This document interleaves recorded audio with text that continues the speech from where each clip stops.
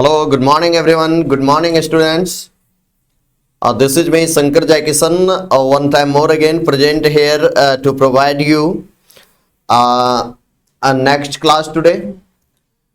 And this is the class basically for the students who are studying in class 12th.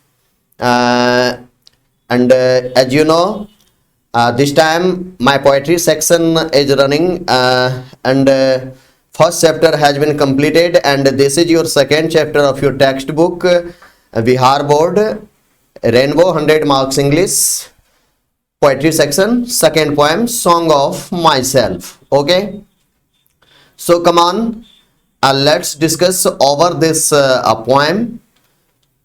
This is your second chapter, Song of Myself, and this poem has been composed by one of the greatest poet of America, belt Whitman. Okay, belt Whitman के द्वारा ये कविता लिखी गई है. And you know कि belt Whitman जो थे, इसका जन्म जो है वो अमेरिका में हुआ था, और अमेरिका में इसका जन्म हुआ 1819 ईस्वी में, यानी 1819 में इसका जन्म हुआ, और 1892 में इसकी डेथ हो गई. और ये अमेरिका के पीपल्स पोएट के नाम से जाने जाते हैं, यानी जन कवि के नाम से. और ये अमेरिका के इतिहास में इंडिविजुअलिस्टिक लिटरेरी फिगर हैं. ये अकेले एक ऐसे कवि जो साहित्य का एक बेहतरीन नमूना है, जिसे अमेरिका ने जन्म दिया है. ठीक है, तो इस पोएम में मैं आपको लाइन बाय लाइन एक्सप्लेन करके बताऊंगा, इन डिटेल्स बताऊंगा. तो चलिए इस कवि के बारे में कुछ डिटेल्स में जान लेते हैं. ये आप यहां देख सकते हैं कि इसकी जो एक फेमस बुक है, लीव्स ऑफ ग्रास, जो अ कलेक्शन ऑफ पोएम है, इसमें ढेर सारी कविताएं हैं.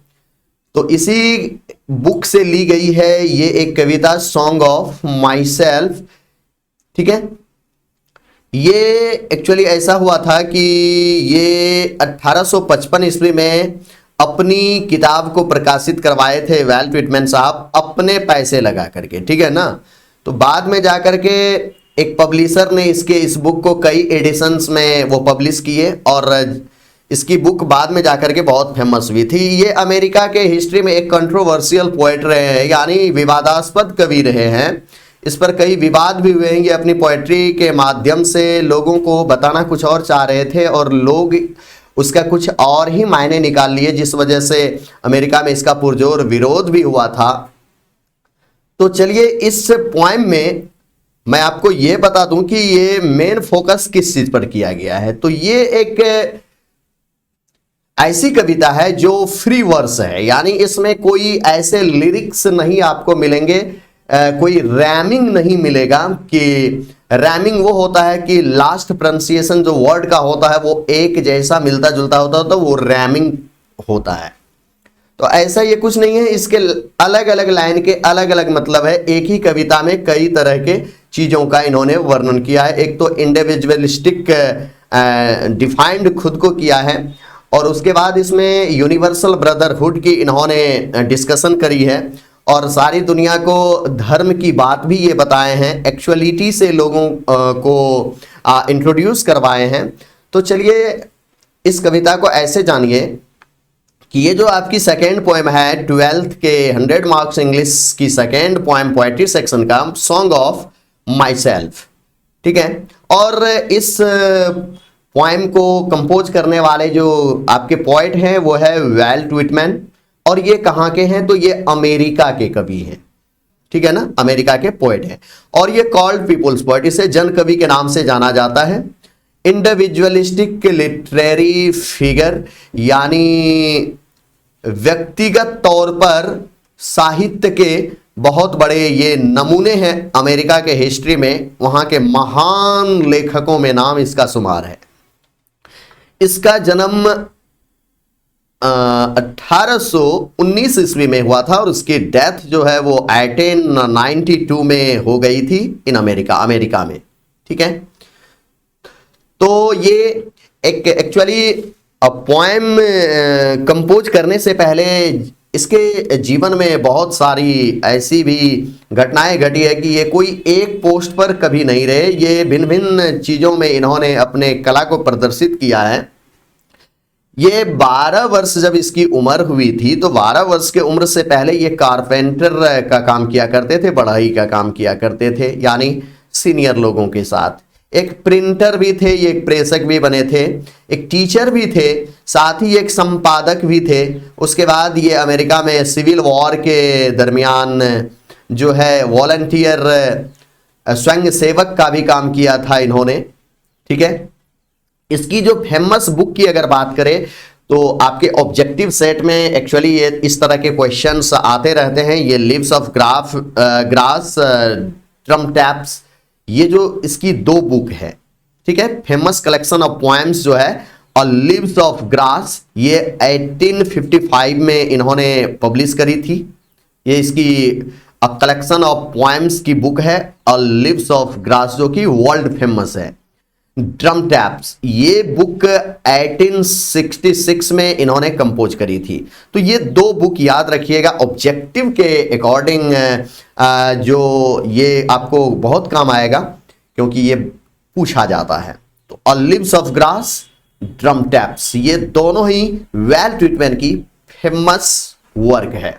सो come on, no I am going to explain your poem line by line, but before explain मैं इसमें यह बताऊंगा कि इस चैप्टर के जो भी मीनिंग है ना, मैंने वो सारे मीनिंग क्रिएट कर दिया है। You can see here totally meanings.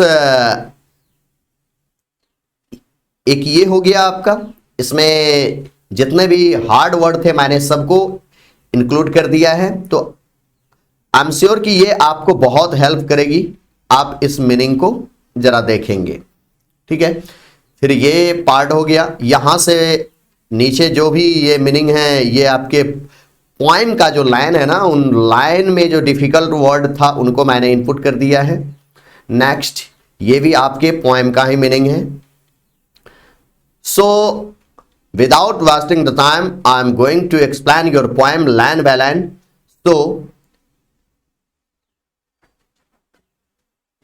आप चलिए यहां से ध्यान से देखिए, मैं आपकी कविता को एक्सप्लेन कर रहा हूं।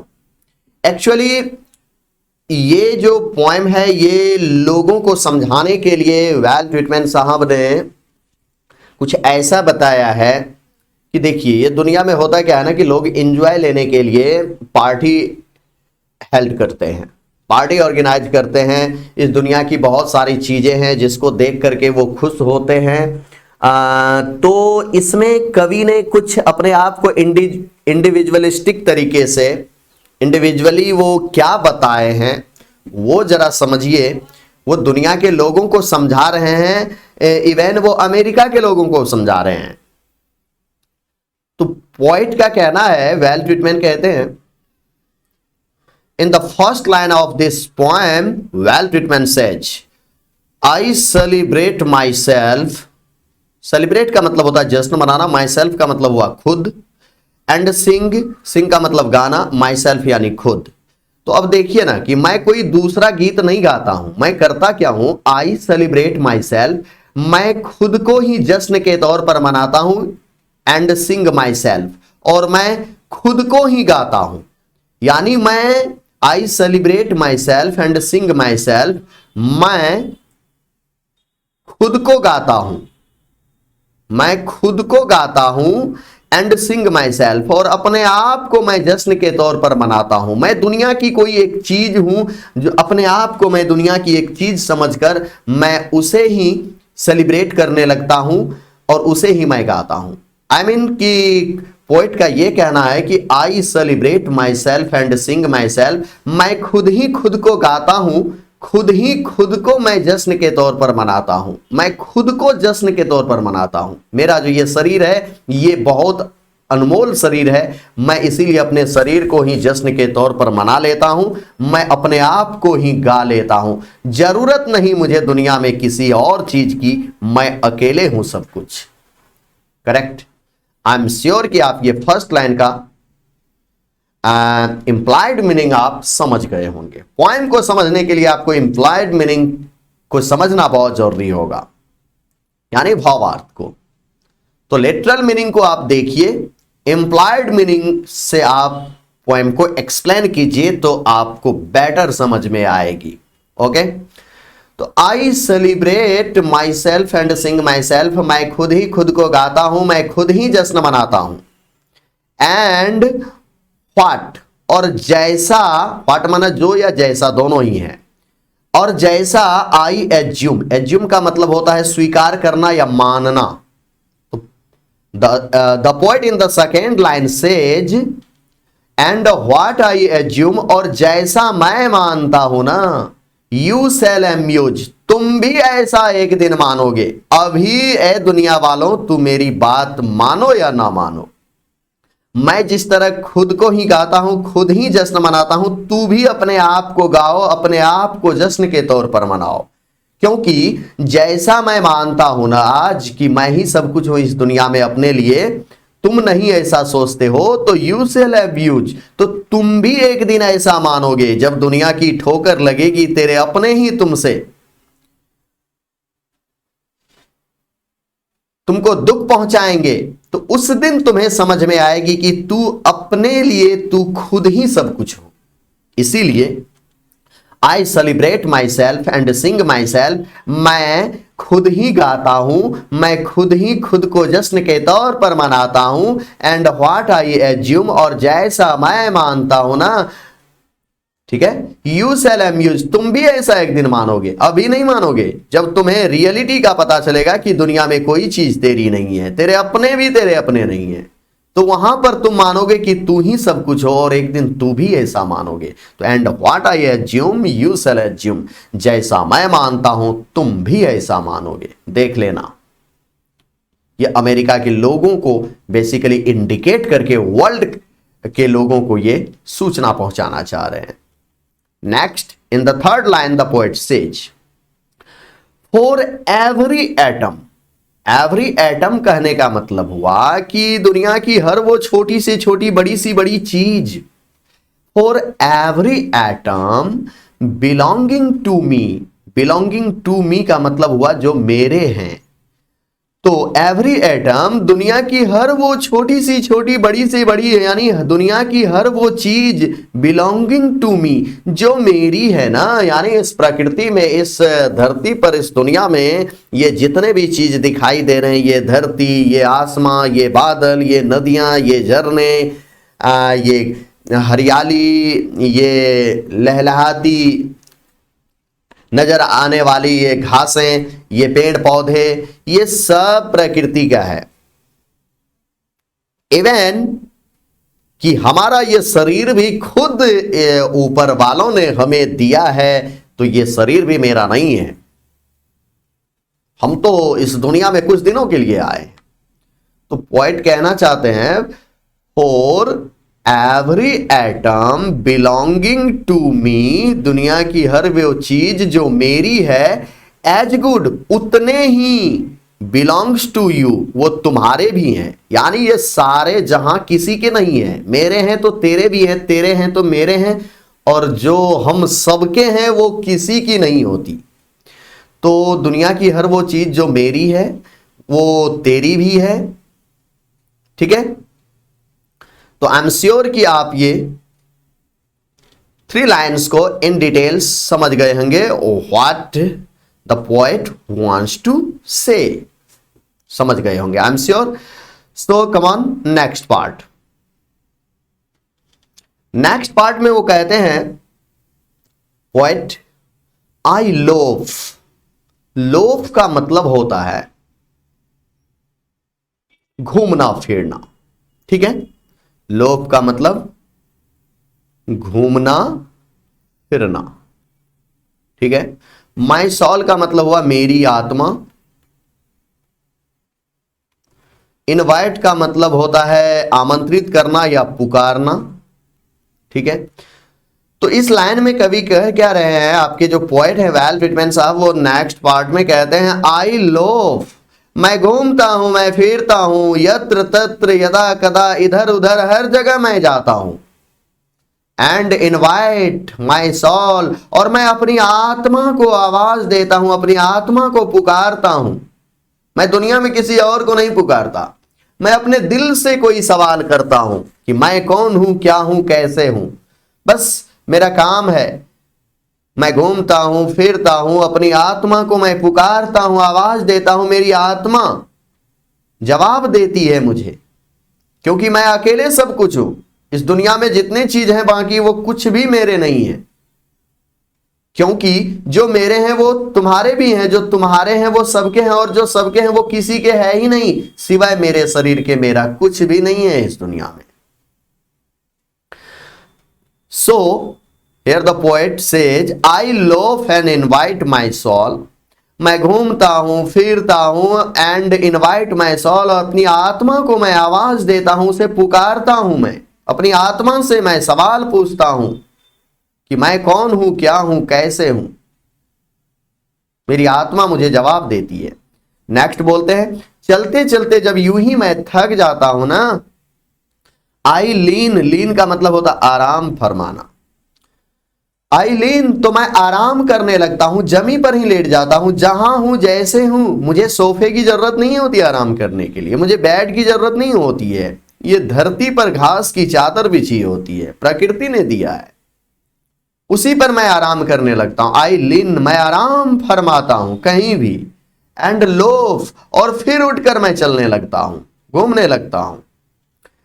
एट माई ईज, अपने समय के हिसाब से, जब मुझे टाइम मिलता है तब। I mean at my ease का मतलब हुआ सहूलियत, मेरी जो सहूलियत, मेरे जो समय मिलते हैं उस समय के अकॉर्डिंग मैं घूमता हूं, फिरता हूं, अपनी आत्मा को आवाज देता हूं, कभी आराम भी करने लगता हूं, फिर उठकर मैं चलने लगता हूं। एट माई एज, अपने सहूलियत के हिसाब से, मुझे किसी से कोई परमिशन की जरूरत नहीं। ऑब्जर्विंग, मैं अवलोकन करने लगता हूं, जहां पर मैं बैठता हूं जमी से मैं टिक जाता हूं, बैठ जाता हूं, उस पर मैं लेट जाता हूं, तो वहां पर मेरी आंखें खुली होती है, और मेरी आंखें दूर दूर तक जब जाती है तो मुझे घास नजर आती है, तो मैं वहां उस घास को भी गौर से देखने लगता हूं। क्या करता हूं मैं, जानते हैं? Observing a spear of summer grass, गर्मी के दिनों में उगने वाली जो घास होती है जिसे हम समर ग्रास कहते हैं, ग्रीष्म ऋतु की वो घास जो होती है उसके अ स्पीयर ऑफ समर ग्रास, गर्मी के दिनों में घास के पत्तों के उस नुकीलेपन को, यानी स्पीयर का मतलब होता है नोक, घास के ऊपरी हिस्से को आप देखेंगे तो वो नोक के तरह बहुत ही पतला सा होता है। तो कभी यहां सोचते हैं कि इन घास को बनाने में भी प्रकृति को कितनी मेहनत लगी होगी ना, कितने अच्छे शेप में इसे बनाया है, कितना नुकीला बना दिया है। ताकि नुकीला इसलिए बनाया गया है ताकि ये घास अपने आप को प्रोटेक्ट कर सके किसी अटैक से। प्रकृति ने अपने सेल्फ प्रोटेक्शन के लिए हर चीज में कुछ ना कुछ दिया है। तो कितने फुर्सत से प्रकृति ने हर चीज को बनाया है। मैं दुनिया के हर चीज की कदर करता हूं, हर चीज को मैं अपना मानता हूं, क्योंकि मैं अपना मानता हूं इसलिए मैं ये भी कहता हूं कि जो मेरे हैं वो आपके भी हैं, जो आपके हैं वो मेरे भी हैं, जो आपके और मेरे हैं वो सबके हैं, और जो सबकी होती है वो किसी की नहीं होती है। ये तो कंफर्म हो जाओ दुनिया वालों। सो आई एम श्योर कि आप यहां तक समझ गए होंगे। Next, one time more again, I'm explaining these two lines. कहते हैं I love and invite my soul, मैं घूमता हूं, फिरता हूं, अपनी आत्मा को मैं आवाज देता हूं। I lean, मैं आराम भी करता हूं, and loaf, और उठकर चलने भी लगता हूं।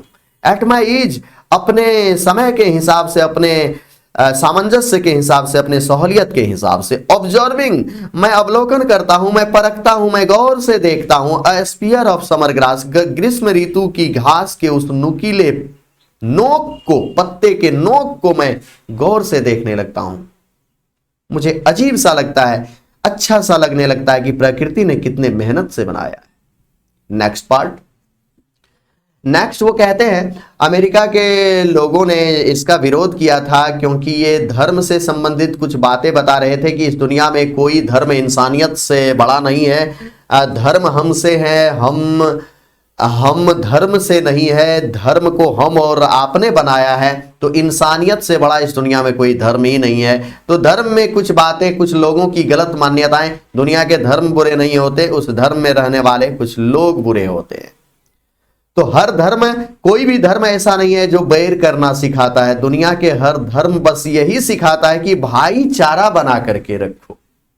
हर धर्म अच्छे हैं, धर्म में रहने वाले कुछ कट्टर लोग जो होते हैं वो बुरे होते हैं, जो धर्म की मान्यताओं को गलत तरीके से पेश करते हैं और अपने जहन में बैठा करके रखते हैं कि ये हमारे धर्म का कथन है।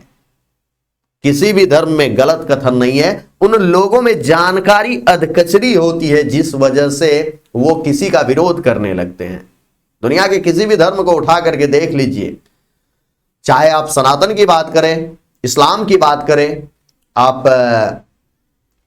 क्रिश्चियन की बात करें, ईसाई, जैन, बौद्ध, किसी की भी बात करें, सब अपने आप में बहुत ही सुंदर सा धर्म है। बट उसमें रहने वाले कुछ लोग जो होते हैं ना, उसकी मान्यताएं कुछ बुरी होती है जिस वजह से लोग अपने धर्म को भी बदनाम करने लगते हैं। आई एम श्योर कि यहां पर इस लाइन को अगर आप समझेंगे तो पोएट क्या कहना चाहते हैं ये आपको समझ में आएगी। चलिए ध्यान से देखिए, यहां पर कहते हैं माई टंग एवरी एटम ऑफ माई, यानी यहां पर वो कवि बताना चाहते हैं अपने पैट्रियटिज्म को, यानी अपने देशभक्ति को बताना चाहते हैं कि देखो भाई, मैं अमेरिका का रहने वाला ए वेल ट्रीटमेंट, मैं अमेरिका का बहुत बड़ा देशभक्त हूं।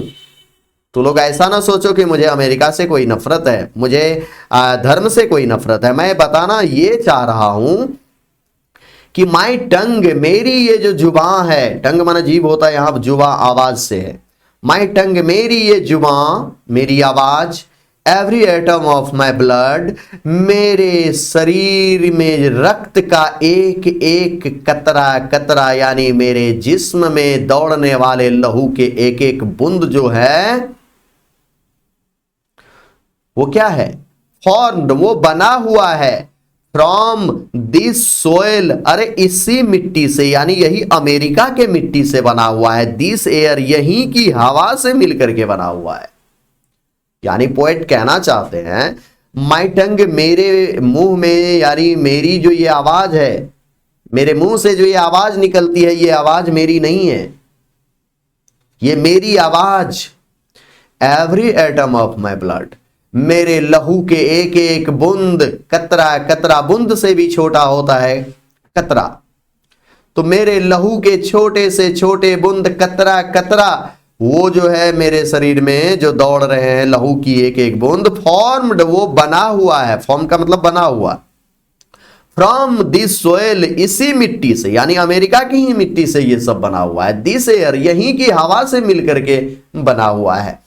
तो आप अगर सुने होंगे मैथोलॉजिकल की अगर बात करें, कुछ रिलीजियस बुक जो होती है, उन बुक में ऐसा बताया गया है कि इंसान का जो ये शरीर है ना, ये 5 तत्वों से मिलकर के बना हुआ है, और ये पूरी दुनिया मानती है। वो क्या है? क्षितिज, जल, पावक, गगन और समीर। तो वही यहां पर कवि बताना चाह रहे हैं कि मेरा जो ये शरीर है, मेरे शरीर में जो ये लहू की एक एक बूंदे दौड़ रही है, वो इसी मिट्टी से मिलकर के बना है, यहीं की हवा से मिलकर के बना हुआ है। और कुल मिलाकर के मुझे अमेरिका से बहुत प्रेम है, क्योंकि इसी मिट्टी ने मुझे जन्म दिया है। ठीक है, नेक्स्ट वो बताते हैं कि बोर्न हेयर ऑफ पेरेंट्स, यहां पर तो बोर्न हेयर ऑफ पेरेंट्स, जन्म हुआ यहां पर मेरा, मेरे मां बाप से। मेरा जो ये शरीर मिला है वो मुझे मेरे मां बाप से मिला है, अमेरिका की इस धरती पर। मेरे मां बाप का भी जन्म, बोर्न हेयर फ्रॉम पेरेंट्स, उसके मां बाप का भी जन्म इसी देश की मिट्टी पर हुआ। द सेम, उसके मां बाप का भी जन्म यहीं से हुआ, यानी दादा परदादा। And their parents the same, और उसके भी माता पिता यही अमेरिका के मिट्टी पर पैदाइश हैं, यही उसका जन्म हुआ। यानी अमेरिका के मिट्टी से ही मेरे दादा, मेरे माँ बाप, मेरे परदादा सबका जन्म हुआ। तो तो हम तो यहाँ के प्रॉपर वासी हैं, यानी हम एक अमेरिका के रहने वाले निवासी हैं और हम अमेरिका से बहुत प्यार करते हैं। ये वेल व्हिटमैन कहते हैं, लोगों को समझाते हैं कि देखो मुझे अमेरिका से कोई नफरत नहीं है, मुझे अमेरिका के लोगों की जो कुछ गलत मान्यताएं हैं ना, जो धर्म से संबंधित जोड़ करके वो देखते हैं, उनसे मुझे नफरत है। बट लोग समझ नहीं पाए थे तो उनका विरोध किए थे कि ये धर्म को बुरा कह रहे हैं, ऐसे कुछ, तो ऐसी कुछ बात ही नहीं। वो स्पष्ट कर दिए हैं कि my tongue every atom of my blood, मेरी ये आवाज, मेरी जुबान, मेरे शरीर के एक एक बूंद फॉर्म्ड, वो बने हुए हैं, दिस सोइल इसी मिट्टी से, दिस एयर इसी हवा से, बोर्न हेयर ऑफ पेरेंट्स, यही जन्म हुआ माँ बाप से मेरा, बोर्न हेयर फ्रॉम पेरेंट्स, उसका जन्म भी उसके माँ बाप से हुआ इसी अमेरिका की मिट्टी पर, their and their parents the same, और उसके माता पिता का भी जन्म इसी मिट्टी पर हुआ, यानी मेरे पुश्तैनी खानदान का ही जन्म अमेरिका की धरती पर हुआ। तो हम अमेरिकन हैं, no doubt, I love America. Next part, the poet says, I now 37 years old, मैं अभी इस वक्त 37 साल का हूं, यानी at the time when the poem Walt Whitman was composing this poem, I think he was 37 years old.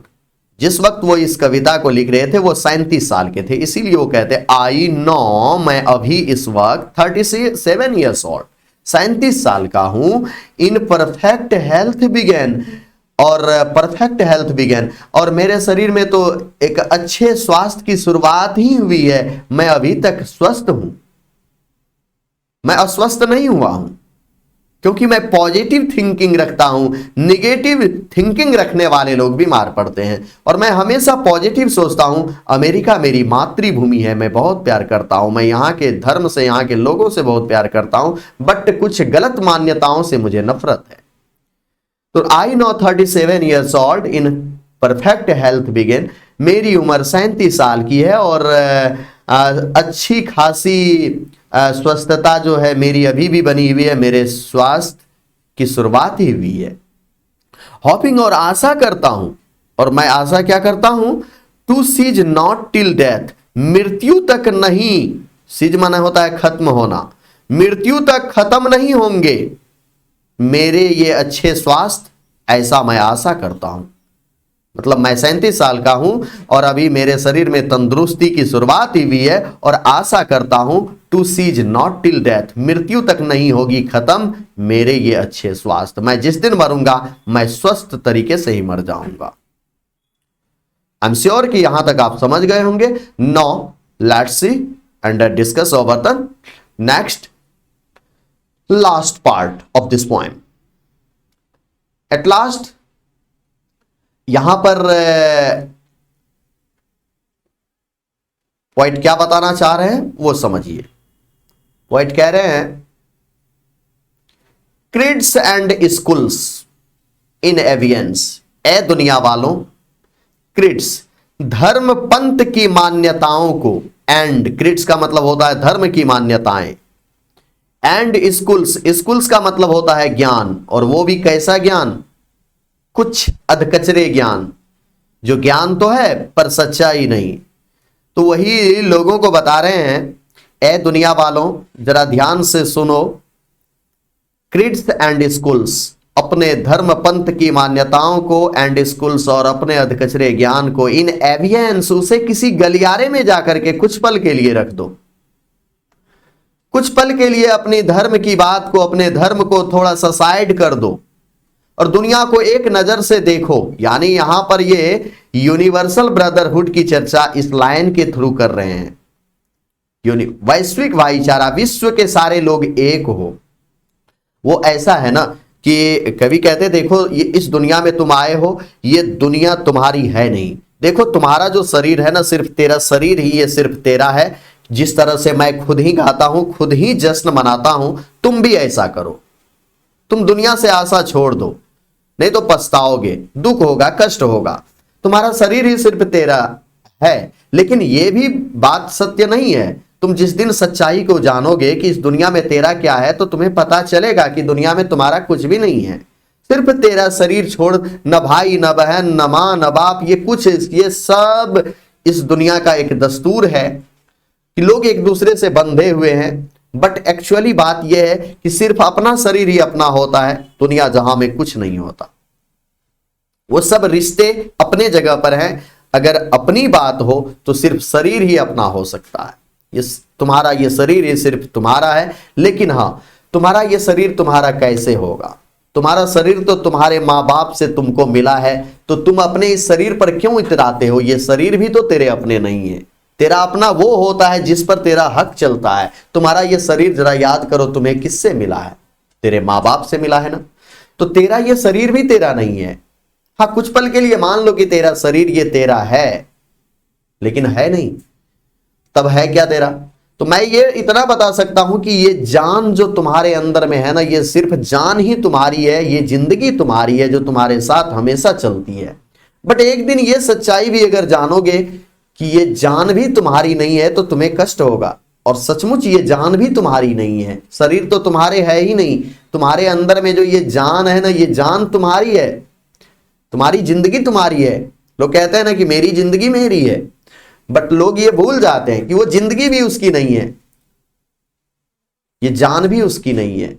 क्योंकि अगर ये जिंदगी उसकी होती ना, तो दुनिया को ये कहना चाह रहे हैं कवि कि अगर ये जिंदगी तुम्हारी होती तो एक दिन तुम्हारे शरीर से तुम्हारी जान निकल कर नहीं चली जाती और तू मर नहीं जाते।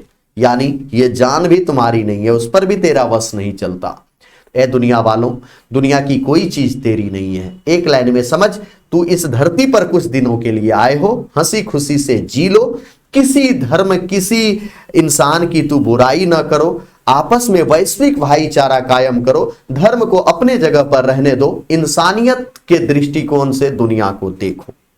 आई एम श्योर कि इस बात को सुन करके दुनिया वालों को समझ में बात आई होगी कि वेल ट्रीटमेंट कह क्या रहे हैं। तो इस लाइन को जरा देखिए। वो यूनिवर्सल ब्रदरहुड की बात करते हैं। ऑल रिलीजियन को वो एक में बांधना चाहते हैं।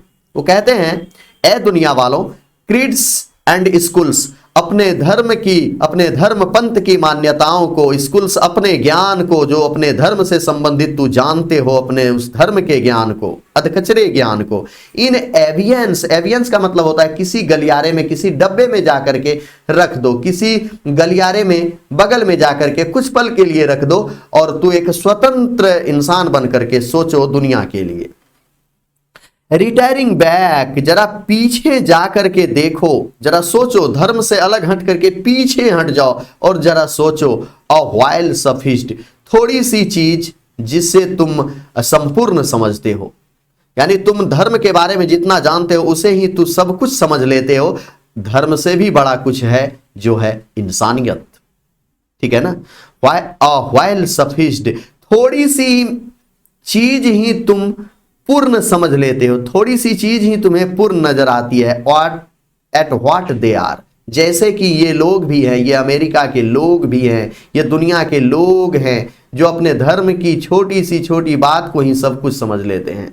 बट नेवर फॉरगॉटेन, लेकिन कितनों में कह दूं नेवर फॉरगॉटेन, ये बात धर्म की गलत मान्यताएं, अधकचरे ज्ञान कभी भुलाए नहीं जा सकते इन लोगों से। ये लोग कट्टरपंथी है। अपने धर्म की कुछ गलत मान्यताएं ये लोग बना बैठे हैं और धर्म को बदनाम कर रहे हैं। धर्म ये सिखाता है, धर्म नहीं सिखाता वैर करना, धर्म तो इंसानियत सिखाता है। लेकिन थोड़ी सी चीज से ही संतुष्ट है ये लोग। व्हाइल सफिस्ड, थोड़े से चीज में ही संतुष्ट है। थोड़ा सा जान क्या लिया, उड़ने लग जाते हैं लोग। व्हाट दे आर, जितना कुछ भी वो लोग जानते हैं, ये अमेरिका वाले, ये दुनिया के लोग, ये किसी भी धर्म के लोग, उसे ही वो सब कुछ समझ लेते हैं। बट नेवर फॉरगॉटेन, लेकिन मुझे पता है कभी ये लोग भुला नहीं सकते अपने उस बुरी मान्यताओं को। तो दुनिया कुछ सोचे, मैं तो ये बताऊंगा कि I celebrate my self and Singh my self. मैं खुद ही गाता हूं, मैं खुद ही जश्न मनाता हूं, जरूरत नहीं मुझे किसी और की, मैं अकेले हूं सब कुछ। नेक्स्ट पार्ट में वो कहते हैं, आई हार्बर फॉर गुड और बैड। हार्बर का मतलब होता है यकीन करना, मानना। आई हार्बर फॉर गुड और बैड, मैं अच्छाई और बुराई दोनों पर ही यकीन करता हूं। मुझे अच्छाई से भी प्यार है, बुराई से भी प्यार है, क्योंकि जीवन के दो दस्तूर होते हैं। सुख और दुख से जीवन चलता है। एक नदी के दो किनारे होते हैं, एक सिक्के के दो पहलू होते हैं। जीवन में भी सुख और दुख लगा रहता है, यानी इस दुनिया में अच्छाई और बुराई दोनों से ही दुनिया चलती है। कभी कभी तो कुछ बुराई ऐसी होती है जो अच्छाई को भी मात दे देती है। इसीलिए पोएट कहते हैं आई हार्बर फॉर गुड और बैड, मैं अच्छाई और बुराई दोनों में ही यकीन करता हूं। आई परमिट, मैं इजाजत देता हूं अपने आप को। देखो ना, मुझे कोई रोक नहीं सकता, मैं अपनी बात हर जगह जाकर के बोलता हूं। आई परमिट, मैंने इजाजत दे रखी है, मैं इजाजत देता हूं टू स्पीक, बोलने का। एट एवरी हेजार्ड, हेजार्ड का मतलब होता है संकट, परिस्थिति, यानी खतरा, हर मुसीबत, संकट, मुसीबत। तो I permit to speak at every hazard, मैं हर संकट में, हर मुसीबत में बोलने की मैं खुद को इजाजत देता हूं। मैं तुम्हें भी कहता हूं कि दुनिया में जहां पर बुराई लगे, बुराई नजर आए, उसका तू विरोध करो, उसको तू बोलो, क्योंकि बुराई को न बोलने वाले लोग सबसे बहुत बुरे हो जाते हैं। तो बुराई का विरोध करने वाले लोग ही एक्चुअल इंसान हैं, वही यूनिवर्सल ब्रदरहुड को समझ सकते हैं, वही ऑल रिलीजियंस को अपना रिलीजियन समझ सकते हैं। जिस दिन आदमी मरने लगता है, न तो उसे अपने धर्म के कोई लोग साथ देते हैं, न ही दूसरे धर्म के लोग, तो उस दिन अगर काम आता है ना, तो कोई इंसानियत काम आता है, जो मरते वक्त उसकी आखिरी इच्छा की पूर्ति कर देते हैं। तो यहां कहते हैं आई हार्बर फॉर गुड और बैड, मैं अच्छाई और बुराई दोनों ही चीजों में यकीन करता हूं। I permit to speak at every hazard, मैं हर मुसीबत में बोलने की इजाजत देता हूं खुद को, तुम भी दो खुद को। अब देखो ना इस दुनिया को, नेचर, ये प्रकृति जो है, विदाउट चेक, विदाउट चेक का मतलब होता है बिना बाधा के, चेक माना बाधा, यानी रुकना। तो ये प्रकृति बिना रुके हुए विद ओरिजिनल एनर्जी, अपने सच्ची ताकत के साथ चलती रहती है। ये प्रकृति किस तरह अपने सच्ची ऊर्जा के साथ चलती रहती है। तू भी इसी प्रकृति का एक वस्तु हो, तू भी इस प्रकृति के साथ कदम से कदम मिलाकर चलते रहो। ये प्रकृति अपनी वास्तविक ऊर्जा के साथ ऊर्जावान होकर चलती रहती है, किसी का इंतजार नहीं करती। उसी तरह तुम भी अपने जीवन पथ पर चलते जाओ। दुनिया क्या कहती है डजंट मैटर, तुम क्या सोचते हो इज द मैटर। तो अब ये प्रकृति बिना रुके हुए, without check with original energy, बिना रुके हुए अपने वास्तविक ऊर्जा के साथ कैसे चलती रहती है। ये देखिए, दिन होता है, ये रात होती है, ये सूरज उगता है, ये सूरज डूबता है, ये बादल का मंडराना, ये ठंड का आना, गर्मी का आना, ये बारिश का होना, ये नदियां, ये झरने, ये पहाड़, ये दुनिया, ये चांद सितारे, ये आसमां, ये सब प्रकृति का ही खेल है। और ये बिन किसी का इंतजार किए हुए बिना चलते रहते हैं। तो प्रकृति गतिवान रहती है, ये हर वक्त गति करती रहती है, अपने सच्चे ऊर्जा के साथ चलती रहती है। हम इंसानियत को भी अपने मार्ग पर सच्चे एनर्जी के साथ चलते रहना चाहिए और जरूरतमंद लोगों की मदद करते रहना चाहिए। और धर्म से आगे हटकर इंसानियत के मार्ग पर हमें चलना चाहिए। कोई धर्म नहीं बुरा होता है, धर्म को बुरा ये बुरी मान्यता वाले लोग बना देते हैं। आई एम श्योर कि आप यहां तक में समझ गए होंगे। तो यहां तक आप अच्छी तरह से line by line complete solution के साथ अच्छी तरह से समझ गए होंगे। तो मैंने आपको एक एक चीज बता दी है। Thanks for joining with me and one time more again I would like to recommend you, if you are a new student and from any parts of India, if you are watching my class, you do one simply thing, please subscribe my channel and press the bell icon. My YouTube channel is, as you know, the Universe English Institute, and this is me, Shankar Jackison. Next time I will back with next class, और इस chapter का song of my self का मैं complete solution with question answers and objective set I will provide you through PDF, and in the next class I will start your next chapter, third poem. Okay, so thanks for joining with me. Best of luck. Thank you.